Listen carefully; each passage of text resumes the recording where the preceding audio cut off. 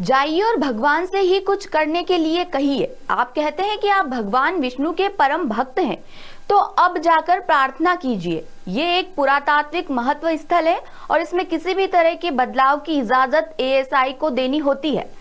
अदालत इसमें दखल नहीं दे सकता। ये कहना है सुप्रीम कोर्ट के चीफ जस्टिस बीआर गवई का। और किस मामले में उन्होंने ये बात कही, चलिए आपको बताते हैं।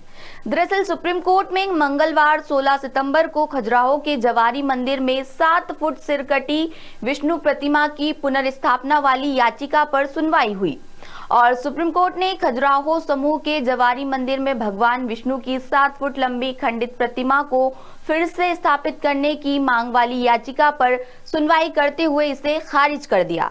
चीफ जस्टिस बीआर गवई और जस्टिस ऑगस्टिन जॉर्ज मसीह की बेंच ने कहा कि ये मामला पुरातत्व संरक्षण विभाग यानी एएसआई के अधिकार क्षेत्र में आता है।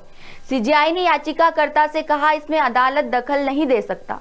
दरअसल ये याचिका एक सामाजिक कार्यकर्ता और नेशनल वीर किसान मजदूर दल के राष्ट्रीय अध्यक्ष ने दायर की थी।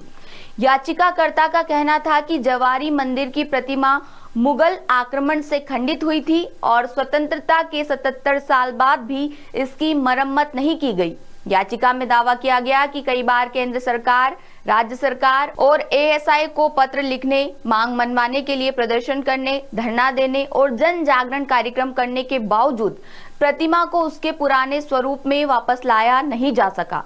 वहीं अब याचिकाकर्ता ने सुप्रीम कोर्ट के इस फैसले पर नाराजगी जताते हुए इसे अपनी धार्मिक भावनाओं को ठेस पहुंचाने वाला बताया है।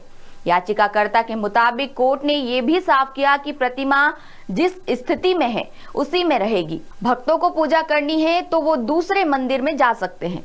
कुल मिलाकर याचिकाकर्ता ने श्रद्धालुओं के पूजा करने के अधिकार की रक्षा करने और मंदिर की पवित्रता को पुनर्जीवित करने के लिए सुप्रीम कोर्ट से हस्तक्षेप की मांग की थी। लेकिन अब सुप्रीम कोर्ट ने साफ कहा कि अदालत एएसआई के काम में दखल नहीं दे सकती और अब भगवान से ही प्रार्थना करनी होगी।